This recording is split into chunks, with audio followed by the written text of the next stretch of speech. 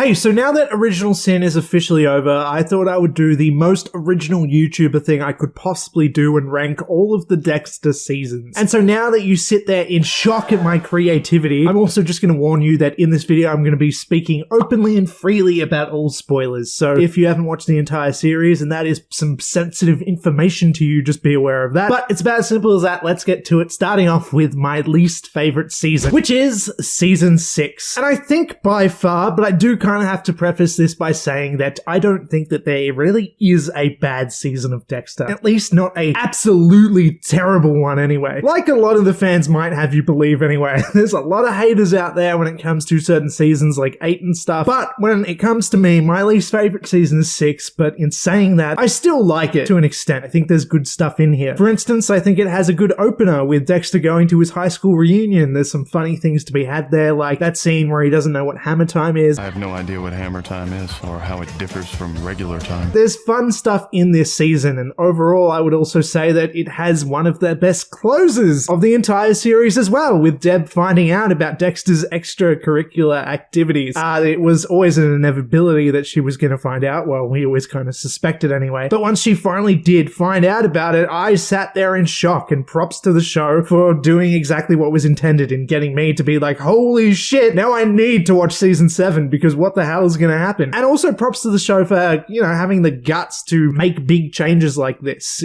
Dexter was always a show that wasn't afraid to change the status quo, at least in some way, a little bit. It did start to get a bit repetitive in some of the seasons, but for the most part, it was a show that often did change up some of the bigger details, killing off certain characters and stuff like that early on, And it's always been a show that kind of had the guts to do certain things like that, where I feel like other shows in comparison wouldn't. That all being said, though, season 6 to me is largely uninteresting because I don't give a fuck about Travis Marshall, the Doomsday Killer. I think he's completely boring, and that's because he's completely off his nut. There's no method to his madness, really. I mean, I guess there probably somewhat is, but even if there is, I don't care if there is. And it's just because he's insane. And yes, you can probably argue that Dexter himself is insane, and all the big bads of the entire series are insane, sure. But the thing that sets the Doomsday Killer apart is that he's also in complete delusion about what's going on entirely, as well as his whole story being wrapped up in heavy religious themes, which just inherently doesn't interest me so much. It's kind of the same way with the Mike Flanagan shows. As much as I love that dude and everything he makes, Midnight Mass is one of my least favorite things that is made just because of it being so religious centric, and I just don't really care about that aspect to certain movies and shows as much as other people do. So when it comes to that, in Dexter, the whole religious thing, it's just not really my cup of tea, and I'm just not really as interested in it. So when he meets up with the character Brother Sam and stuff, I do think there's good stuff in there as he finds somebody to kind of show him that there is a possible sort of lifestyle when it comes to redemption and certain things like that, and I do find that interesting. I think he's a good role model for Dexter and whatnot, but again, it's just the whole religious aspect. I just don't really care. And then there's the whole bad painting of Michael C. Hall, which is always just kind of a fun meme that everybody makes fun of, and certain little details like that that aren't exactly the most well done thing in the entire series. Overall, not terrible, but at the same time, by far my least favorite season, I would say. Something else I want to say about season 6 is I do think there's some good production design in terms of some of the crime scenes. It reminds me a lot of Hannibal, and I just find that a little bit interesting. That bumps it up just a little bit for me, even though it's still in last place. Next up, though, I would say is season 8, which, yes, I guess is a pretty popular opinion that it is a bad season. I think most people would probably have it be their least favorite of the entire lot, if not New Blood, which apparently a lot of people hate, which I don't really understand, but I'll get to that a bit later. When it comes to season 8, though, my big issue with it is that it doesn't exactly really feel like it justifies itself in terms of being an ending. It kind of just feels like they got the news that, this has to be the final season, so let's make some final season things happen. But it just doesn't really feel like it needs to be the ending, if that makes any sense. Just like when it comes to the main villain of the season, Oliver Saxton, the brain surgeon, I just feel like he's such a, as the youths say, mid-villain. He's really sort of a nobody. He doesn't pack a whole lot of impact into the show. He's not all that memorable in my opinion, and he just doesn't feel like he's justified to be the sort of final boss of Dexter, if that makes any sense. It just doesn't feel like he's worthy of that status, especially when we've had such great villains, obviously like Trinity and whatnot in previous seasons. But yeah, when it comes to season 8 overall, though, I still think there's good aspects here, especially Deborah's storyline, which I find really interesting, as she's completely just lost herself in terms of being absolutely distraught after she's found found out in season 6 about Dexter. Even more so than in season 7 because, as we know, she went on to kill LaGuerta. So in season 8, she's dealing with that guilt. She's dealing with the guilt about just not handing Dexter in and whatnot. All these sorts of things. It's like this heavy emotional burden on Deborah the entire time. And some might say that that aspect gets a little bit repetitive, and sure, I guess it does, but I also think that such guilt and shame like that is a repetitive emotion, so it sort of makes sense. Another aspect to season 8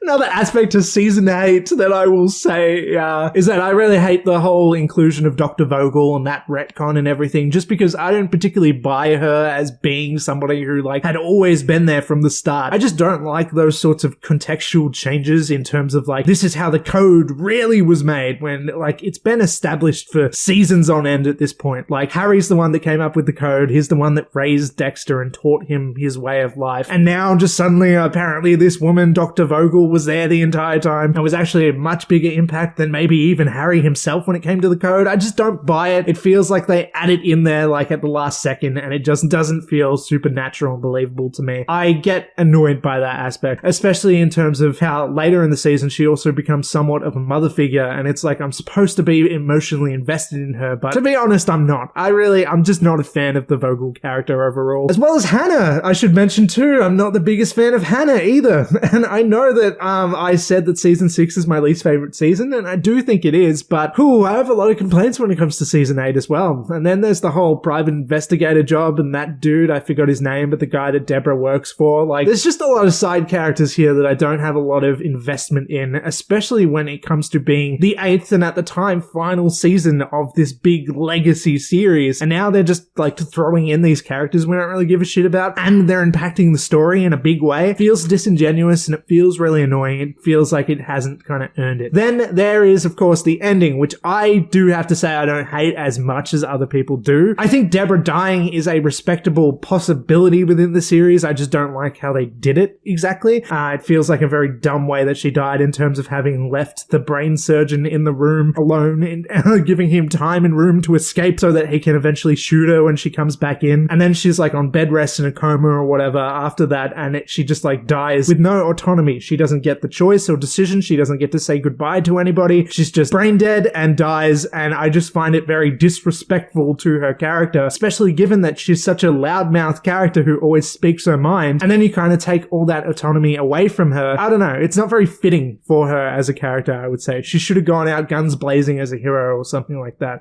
This just felt like a very weak, petered out, shitty ending for her. I do like the idea that Dexter technically is the one who kills her, like he pulls the plug and whatever. I do think there's a good sense of tragedy there where Dexter is the one who has to kill her. Like, Deborah was always sort of destined to be his final victim in a way, if you're looking at the series that way. And I do think that's an interesting idea. I just don't think that they fully pulled it off. Then there's the whole lumberjack ending and whatever. That's not so bad in retrospect, in my opinion, because, you know, we get New Blood, so we see that he went on to do a different life. I guess the aspect that a lot of people hate is that he faked his death, or maybe didn't, just he happened to miraculously survive after a suicide attempt. It's not really ever clear, and I don't think New Blood ever cleared that up either. But anyway, the point is, yes, I agree that season 8 isn't super strong, but hey, fuck you, season 6 is worse.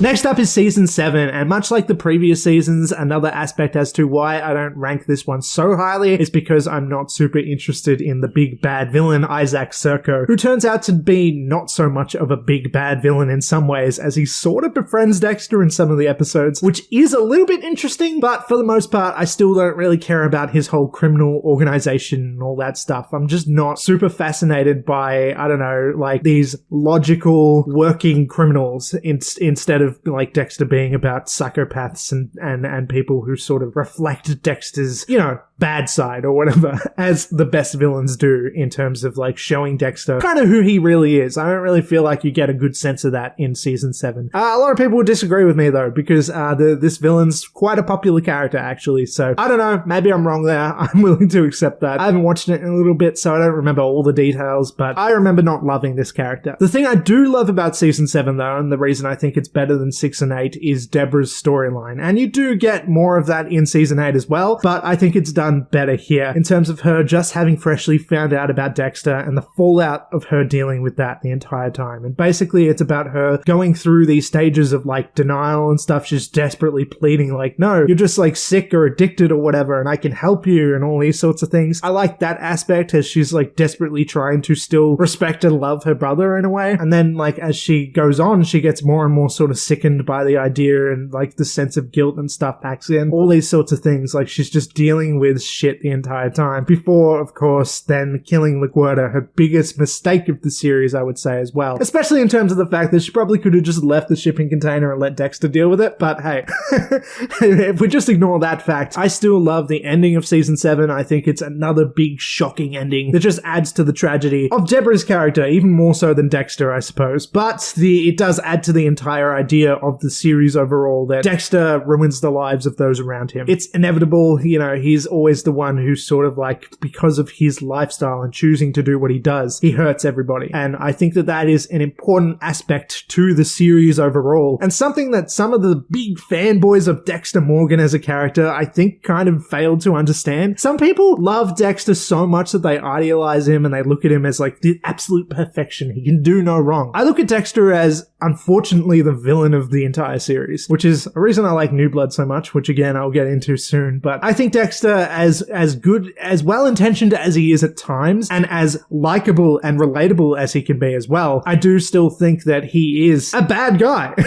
A bad guy. A villain. And I don't think that that's exactly even subjective. I think the show is consistently telling us this. And I think it's important to the character. I think it's the only way you can really read the series overall. It's the core of his character. Anyway, and when it comes to that and what he does to Deborah here is very important to the overall series. I really like that aspect too. I will say though that just before that, before Deborah actually finds out, is when she starts falling in love with her brother, which is obviously a very questionable decision for the entire series. I guess once you start getting to like 5 seasons plus in a TV series, sometimes the writers start to get a little bit, a little bit desperate, a little bit like, oh shit, what do we do now? We've done everything, I think a lot of shows have like a good few seasons baked into the premise, and then after that, a lot of shows start to over-dramatize themselves. That's where you get a sense of flanderization in a lot of TV shows and stuff. And I think the whole Deborah falling in love with Dexter for a moment thing can be considered a little bit of a fuck up in that way. But I will say that as much as I don't think it's great, I'll also say that I think that it is wildly exaggerated in terms of just how bad and egregious it is. It doesn't play that much of a big part, to be honest. She's just a little bit confused and in therapy and stuff, and like she realizes how fucked up it is when she makes the realization too. And then it's only really there for a couple episodes before her world is shattered when she finally finds out the truth about him. So it's not as horrible as people make out to be, for as ill-advised, I guess, as I would say the decision to make her character go through those emotions in the first place is. And next up is a toss-up between the kind of new spin-off series, both in New Blood and Original Sin. I think they both go kind of hand in hand here in being my middling favorites of the series. And really, I think on any given day, I could swap these two out, but maybe because of recency bias, I'm gonna say Original Sin slightly just wins out on New Blood for me. So next up is New Blood. New Blood is fiercely underrated. I don't really understand the hate for it. Again, I think that there are some big fanboys of Dexter Morgan who just don't want to see him die. They're kind of in denial of him being sort of a bad guy, and they just want him to succeed in every single way because he can do no wrong. He's the most badass of anybody alive. He's the smartest and best in every single way at every single thing that he ever does. He can do no wrong, which I adamantly disagree with as well. I think that he has to face the consequences of his actions. That's kind of, again, baked into the premise. I think it's an important part to the character and overall story, and I think we're going to get more of that in Resurrection. I hope so anyway, unless the writers found out that everybody hated New Blood because of certain themes like this and just decide that, Dexter's the most badass smart person who can do no wrong but in New York now. I don't know. I'm very excited for Resurrection. I have no doubt I'm going to love it, but certain aspects like that do make me a little bit nervous, I suppose. When it comes to New Blood though, I think that it does a good job of having kind of in-character drama in this small town where you are learning about who all these side characters are for the first time. You know, these are all new characters within this town, and they establish them really well where you get to know them throughout the series in sort of a pretty familiar way in comparison to the original series, where it's like, you know, the Angela character, Harrison and stuff. I know these characters quite well. They are Dexter characters to me now, even though they've only been in one season at least so far. I do think that that's sort of a testament to the writing of New Blood. I'll also say that I'm very sort of interested in I like the aspect of New Blood being set in a very new setting. I like seeing Dexter being in the snow and stuff like that. It's maybe a bit more of a superficial reason for liking the season, but I like him being in the snow. I like that the cinematography is a little bit darker and sleeker and a little bit more cinematic, I suppose. I like Dexter kind of trekking through, you know, the woods and stuff and being in his like winter jackets and whatnot. It's just a little bit different, and I like it, you know. I prefer him being in Miami. That feels like his hometown and stuff. But, you know, chucking him into the snow and stuff in upstate New York, it just feels a little bit more unique, and it feels sort of exciting in a way. I know it's like just a place, it's just a location, it's just where the season happens to take place, but it really adds a lot of character to the season, I would say, and it is another reason that I quite like it. But one of the big aspects to the season as well is Harrison and that whole thing. Him being in high school, him dealing with those sorts of bullshit drama things and everything, and the kind of hatred he gets. I think a big part of the hatred from him comes from him being a bit of a, you know, teenage drama queen, I suppose. But I would also say that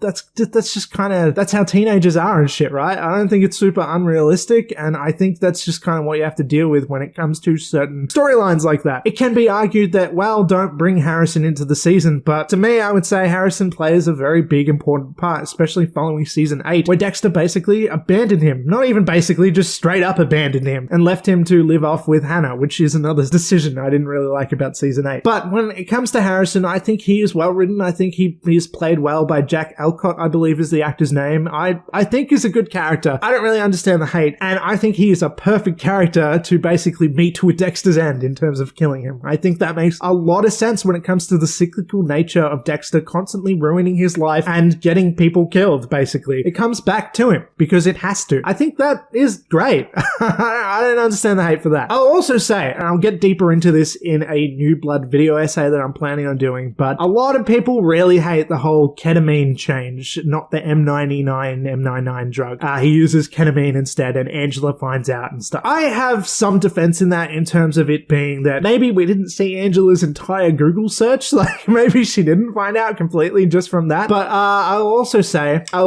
controversially, who cares? Oh no, now everybody's gonna be clicking off of this video, but I would argue that I don't give a fuck about what particular drug it was, personally. I think it's neat that he uses the same drug throughout the original series to knock his victims out before he kills them. That's fine. The thing is, can you watching personally tell me what the difference between ketamine and M99 is? And if you can, that's fine. There's probably gonna be people who can tell me what the difference is, and that's fine. It doesn't matter because I don't care. Not to be ignorant, but they just happen to be the sort of magic put them to sleep drug, take them to the kill room before they kill them drug that Dexter gives them. It does the same thing. It knocks them out before Dexter kills them. It's the same purpose. It does the same thing. It's the same kind of drug. I just don't care that it was changed that much. Plus the fact that New Blood is set within this small town. He's not in the big city of Miami anymore. He doesn't have as many options and stuff. It makes sense to me that he can only get a tranquilizer that is used for the animals there. The whole ketamine thing, it makes sense as a limitation to me. Sure, Angela finding out about it, maybe a little bit far-fetched, but doesn't matter that much either in terms of like the logistics of how she finds out. The point is she finds out. It's about the emotion and the characters of what follows from that revelation. I don't think the details is really the part that matters that much in terms of following the story. That's just how I feel. A lot of people will disagree with that. I'm aware of that. I hope you don't hate me for this feeling. But the thing is, I'm just not exactly that invested in terms of caring about exactly how it played out. I just go along with the story and accept that that is what happened. Does that make any sense? Maybe it's suspension of disbelief. Maybe I'm more forgiving than other people. Maybe I'm just dumb and I don't know the big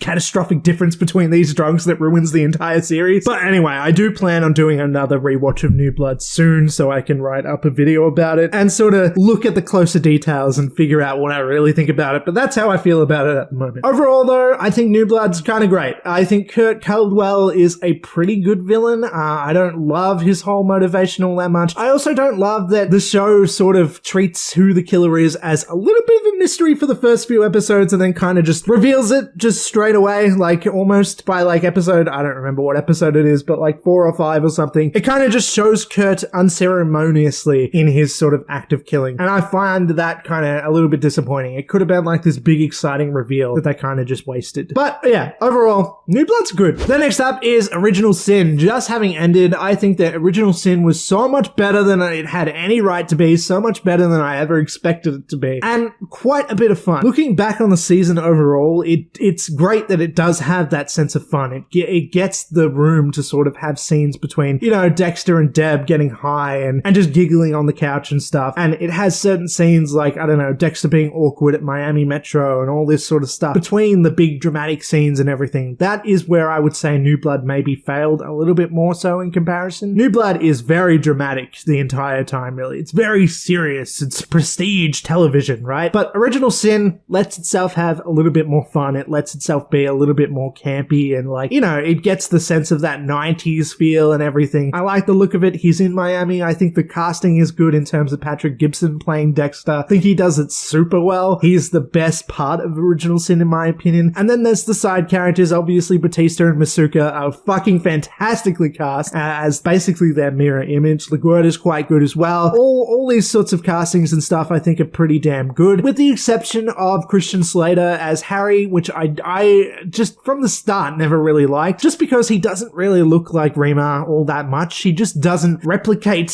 who Harry is to me. I just don't really buy him as the character. In terms of how it's written, I think Harry's fantastic. I think they do a really good job with the character, actually. I'm really interested in where he went and where he's going to go in a potential second season of Original Sin. But I just don't love Christian Slater in the role just because he doesn't look like him. Maybe that's a shitty, superficial reason not to like it, and maybe I'm just being like, you know, a bit of a crybaby suki because he doesn't look like him. But I don't know, there's something there that holds me from loving him, like in terms of being like, yeah, but that's not Harry. That feeling never quite went away. Even though I don't think Christian Slater's acting is particularly bad or anything, I just still don't see him as Harry though.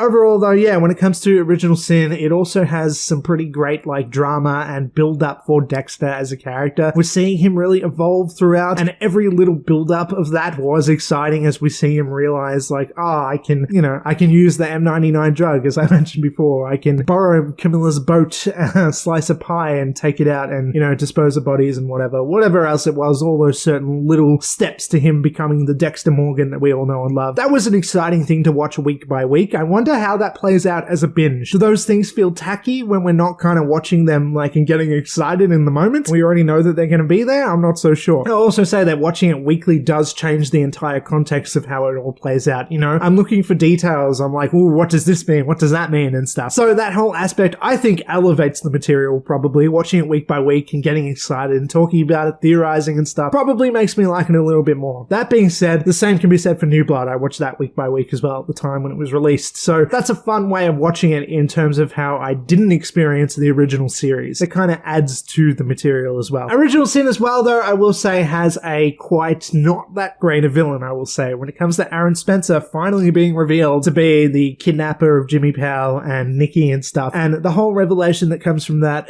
it was interesting at first before it went nowhere. Basically, I don't even understand Aaron Spencer's motivation come the end. I guess he just wanted to get back at his ex-wife, and that's as deep as it gets. I don't understand why he has to kill Jimmy Powell to do that. I suppose it's to make it look like it's the cartel so he can get away with it. I think maybe that's about as deep as it gets. He just needed an alibi sort of thing. He needed the cops looking the other way, I think. But I don't know, it just doesn't make sense why he had to kill a fucking child to do that to me. He could have killed like Dexter does. He could have killed some bad guy or something, no? But I guess he needed like maybe the shock of a child death or something. I don't know. It doesn't make that much sense to me. There's another theory that maybe it's because the judge is the one who sort of like dealt with Aaron Spencer's divorce and maybe didn't grant him custody or something, so he wanted petty revenge. Either way, it just didn't really feel like it was that much of a grand climax for the character. Instead, he kind of just was revealed to be this big bad guy for no real compelling reason, and then he's just killed anyway. It was a bit disappointing. I was hoping for quite a bit more when it came to Aaron Spencer, especially since, you know, he's such a important figure within the Miami Metro staff and everything. Like, it should be a big deal that the police captain is a crazy killer, but it just kind of isn't.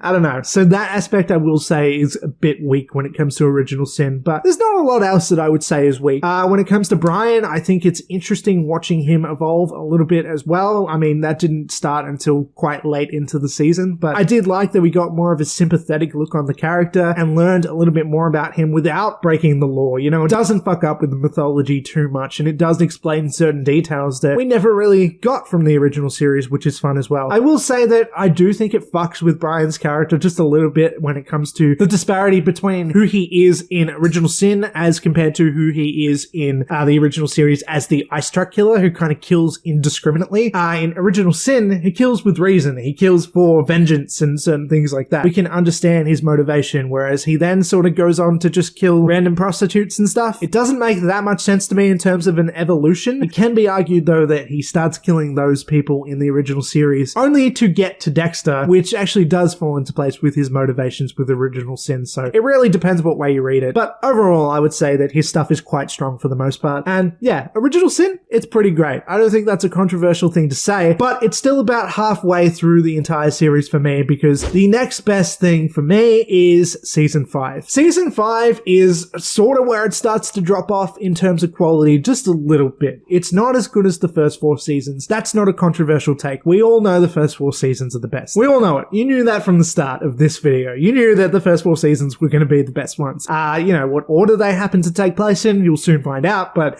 yeah, everybody thinks that the first 4 seasons is the best. Everybody.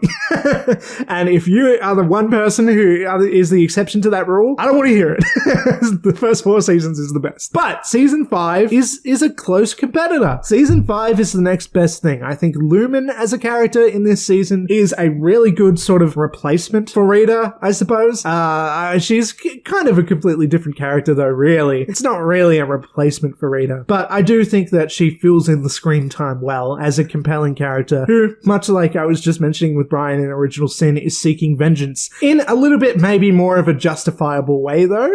I like that she has sort of this rivalry with Jordan Chase and the Barrel Girl gang, as they call them. I think that there is a compelling story in there that I really like. And I don't know, Dexter teaming up with another person, it had been done before, like in Season 3 and stuff, but it's always kind of fun to see. And yeah, I do like it, even if it is a little bit repetitive when it's Dexter like revealing himself to be a killer to another person and then saying like in the voiceover, "Oh my god, finally somebody understands me." And it's like, dude, Miguel Prado understood you.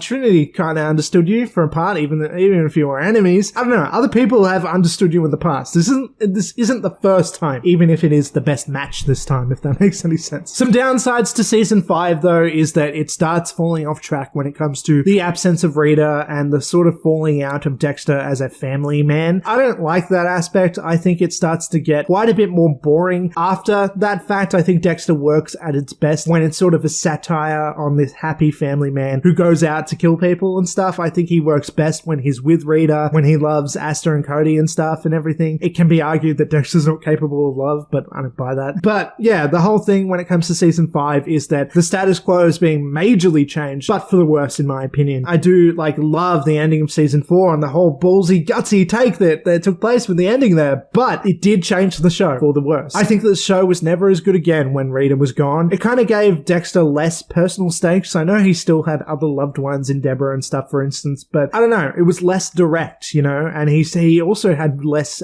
challenges to deal with in terms of keeping up with appearances and in terms of having a family to deal with and stuff. Instead, he kind of just chucks them off to the side, you know, he sends Asta and Cody off with the grandparents and stuff, and Dexter's just like this single, alone man again, free to do whatever the fuck he wants. And some might say, oh yay, now he doesn't have to deal with the obstacles of killing. That was getting annoying. To me, I disagree. I think that him just being a free guy to go kill whoever he wants is a little bit less interesting to me. I think he works as I said, as like a family man and everything. I think I'm avoiding saying family guy just because of the show. It's But anyway.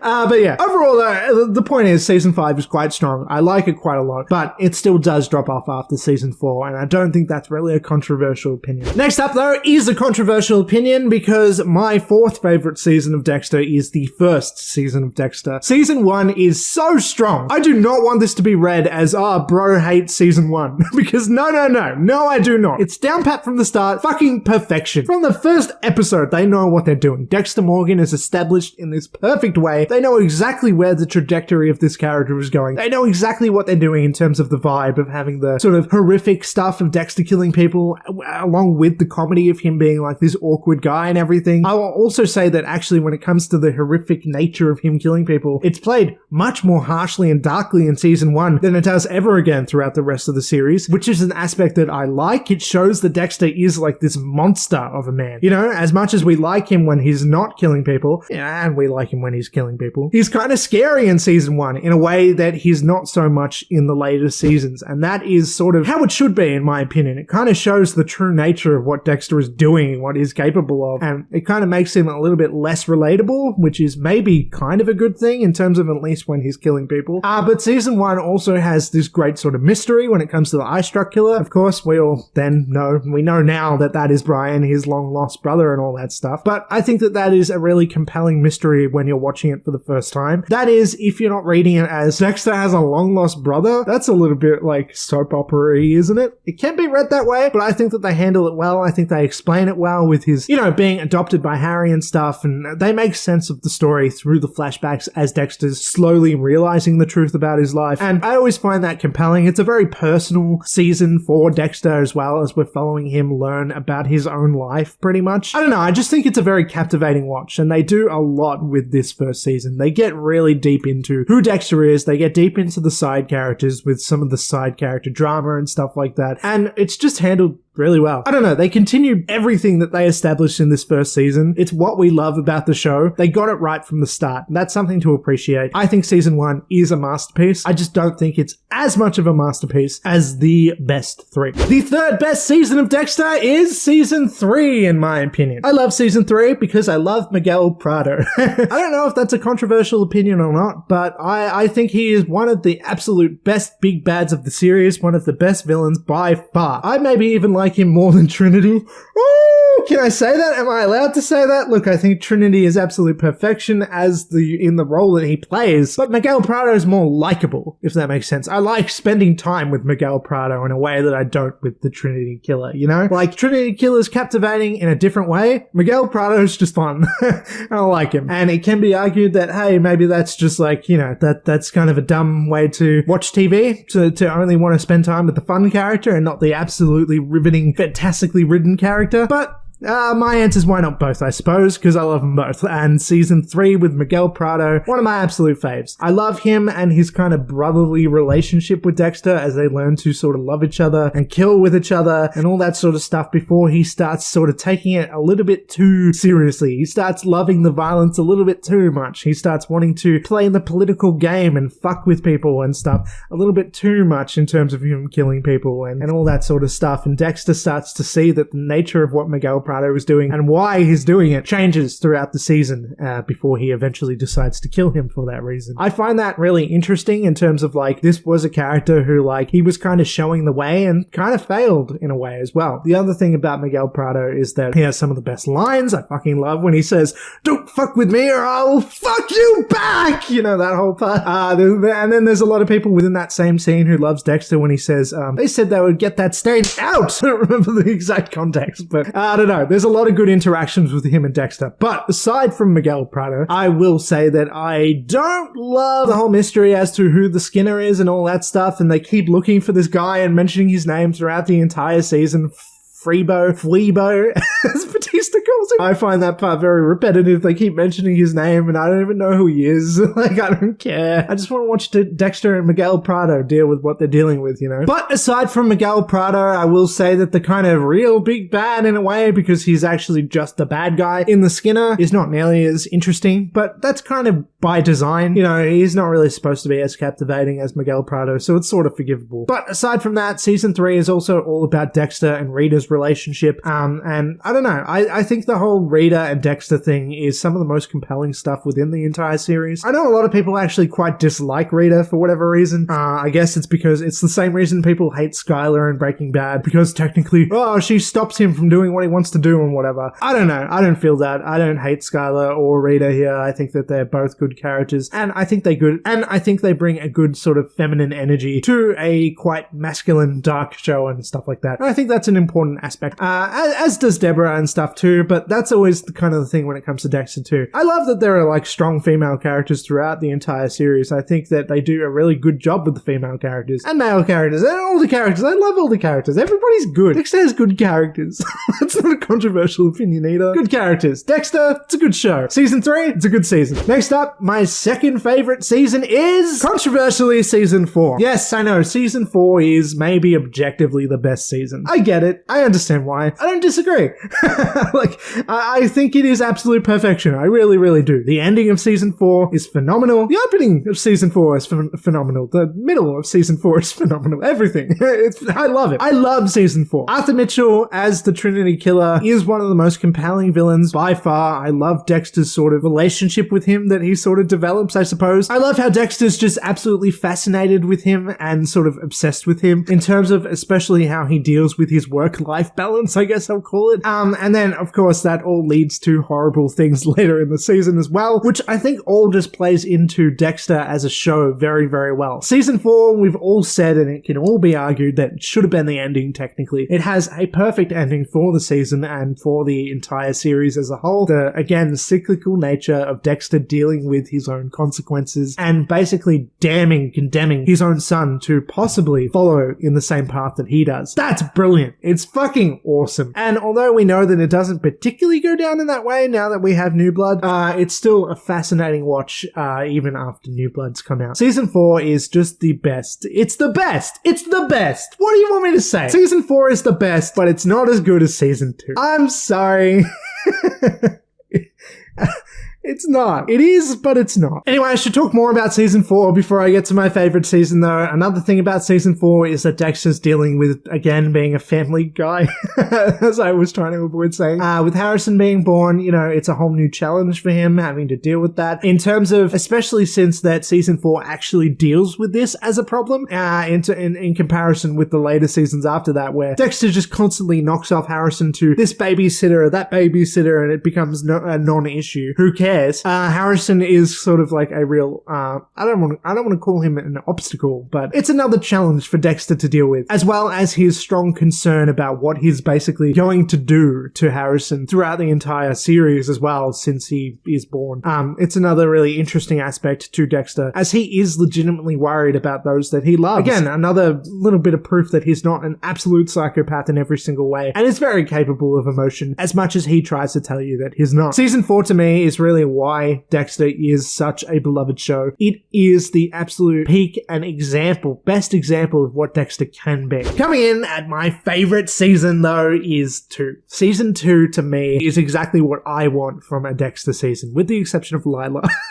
I will just say, I don't love Lila. But apart from her, though, I will say that season 2 is just, it's something that is really special to me. It's something that sort of introduced me to Dexter for a second time when I watched the series a couple of years ago, because I had seen the first season when I was like a kid or whatever, and I really liked it at the time and whatever, but I dropped off. I didn't watch the entire series back then. So instead of watching it from the start when I watched it a few years ago, I started at season 2 because I had seen season 1, whatever. I get it. So I started at season 2, and there's just something about it that is fucking magical. I mean, obviously a big part to do with that is the whole face-off with Dokes and Dexter. I think that's some of the absolute best stuff in the entire series, especially once Dexter gets Dokes in the cage and they kind of actually learn about each other and learn to respect each other in a really fucked up way.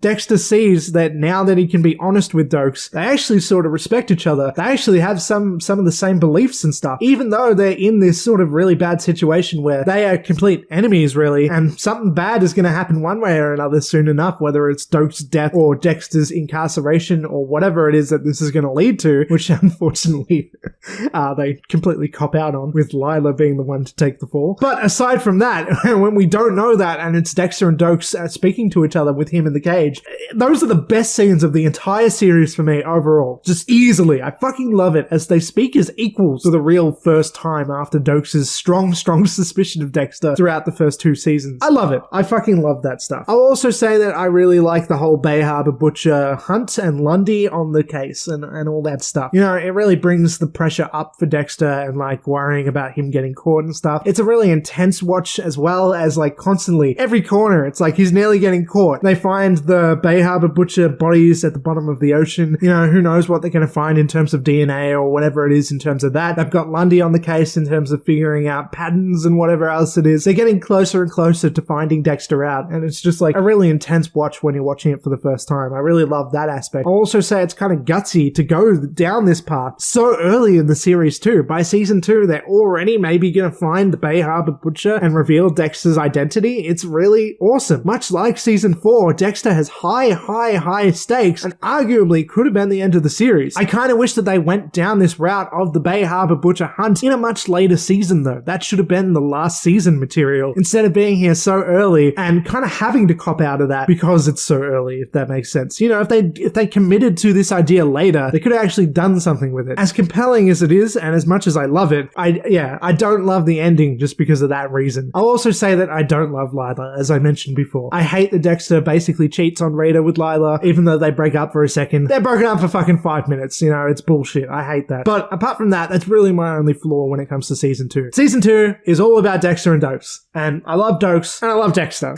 So of course I love season 2. It's really about as simple as that. When it comes to all the other aspects to the series as a whole, when it comes to Rita and Deborah and everything else that's taking place, everything kind of blends together, I will say. And maybe that's me doing a bad job of ranking the seasons here or something like that. I'll admit. Like, I don't remember exactly what Deborah's up to season by season, episode by episode. I know she gets together with Lundy, but that's not till season 4, so why am I mentioning it?